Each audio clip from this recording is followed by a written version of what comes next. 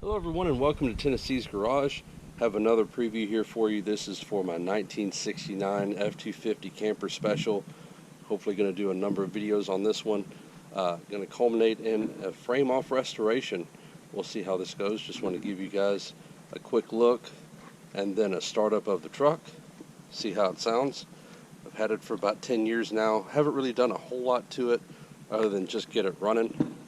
That will change very soon. Make sure to hit the subscribe button so you know when the next video drops, and I'll leave y'all with a startup.